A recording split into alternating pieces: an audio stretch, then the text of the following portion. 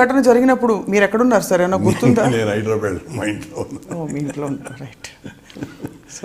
So ఇప్పుడంతా అంటే ఈ పరిణామాలు చూస్తుంటే ఇది ఎక్కడికి దారి తీస్తుంది అనుకుంటున్నారు? ఎక్కడికైనా దారి తీయడం మాది అసలు విషయమే చెప్పారు కదా మొదట, నాకు చాలా తేలికైన విషయం. సో ఎందువల్లంటే తప్పు చేసిన వాడు బాధపడాలి కానీ తప్పు చేయకుండా జైలుకు పోవటాన్ని నేను చాలా సంతోషంగా స్వీకరిస్తాను.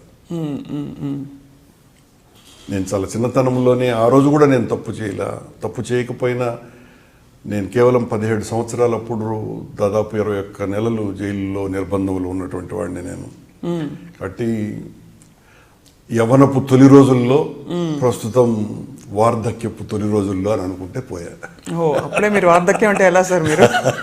ఇంకా ఇప్పుడు రాజకీయాల్లో అయితే మనకి ఇప్పుడిప్పుడే మొదలవుతుంది మీ ప్రయాణం. అంటే నాకు రాజకీయం అంటే పదవులు స్వీకరించటం కాదు.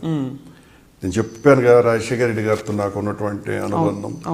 రాజశేఖర రెడ్డి గారు 25 ఏళ్ళు ఏ పదవిలోనూ లేడు. నేను ఆయన దగ్గరైన రోజులలో ఆయన కేవలం శాసనసభ్యుడు మాత్రమే.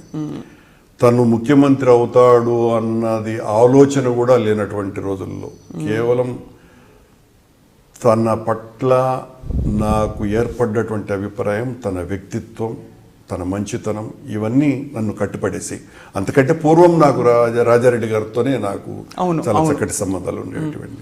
పాదయాత్ర టైంలో అత్యంత మీరు సన్నిహితులయ్యారు. తప్పు, పాదయాత్ర ఒక మైలురాయి మాత్రమే. పాదయాత్రకు ముందు దాదాపు 2 దశాబ్దాలకు ముందు నుంచి నేను రాజశేఖర రెడ్డి గారికి చాలా దగ్గరగా ఉండేవాడు. మేమిద్దరము కలిసి చివరికి ఆటోల్లో తిరిగినటువంటి రోజులు కూడా ఉన్నాయి. ఎవరికి తెలియని విషయాలు.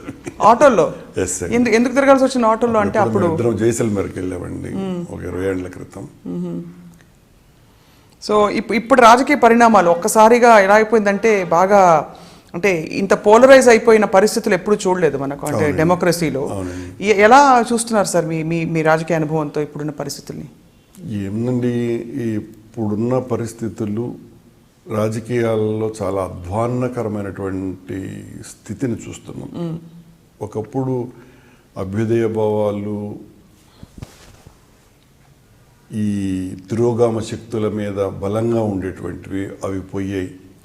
ఈ రోజున కెరీరిస్టిక్ పాలిటిక్స్ తప్ప ప్రజాహిత రాజకీయాలు తక్కువైనాయి అన్నటువంటిది నా అభిప్రాయం. సో అది చూసి ఒక విధమైన, అంటే మీ పార్టీ వరకు చూస్తే, ఫర్ ఎగ్జాంపుల్ మీ పార్టీలో పరిస్థితులు ఎంతవరకు అనుకూలంగా ఉన్నాయంటారు? అంటే ఒక రాజకీయాలు కొంతకాలం పాటు చేయాలన్నటువంటి తపన చాలా బలంగా ఉన్నటువంటి వ్యక్తి, వాళ్ళ తండ్రిలాగానే సమాజానికి మేలు చేయాలని. అయితే తన మీదనే, అంటే ఎవరు మేలు చేయాలని భావించారో వాళ్ళ మీదనే ప్రత్యర్థి వర్గాలు దారుణమైనటువంటి బురద చల్లుతాయి. రాజశేఖర రెడ్డి గారిని ఒక 2 దశాబ్దాల క్రితం వెళితే అదేదో రోజు 4 గొంతులు కోసి రక్తం తాగితే తప్ప తృప్తి పొందడు అన్నంతగా ప్రచారం చేశారు. రాజారెడ్డి గారిని గురించి కూడా అలాగే ప్రచారం చేశారు. ఈ రోజున కాకపోతే ప్రసార మాధ్యమాలు చాలా ఎక్కువ కాబట్టి జగన్ మీద వేస్తున్నటువంటి అభాండాల్ని మనం ఎక్కువగా వింటున్నాము, చూస్తున్నాం. ఇంతకంటే ఎక్కువగా రాజశేఖర రెడ్డి గారిని గురించి ఆ రోజున తెలుగుదేశం పార్టీ ప్రచారం చేసింది. అసలు కడపకు సంబంధించిన తెలుగుదేశం శాసనసభ్యుల చేత శాసనసభలోనే మేము అసలు ఎక్కడికైనా పోతే విజయవాడకో, విశాఖపట్నానికో, హైదరాబాద్కో, కడప జిల్లా అంటే రాజశేఖర రెడ్డి జిల్లానా మీకు? అసలు రాజశేఖర రెడ్డి అనేవాడు ఉండే జిల్లాకు మేము రూములే ఇవ్వము, అంత హంతకుడికి సంబంధించిన జిల్లా నుంచి వచ్చినటువంటి వాళ్ళు అని మాట్లాడినటువంటిది శాసనసభ రికార్డ్స్లో ఉంది.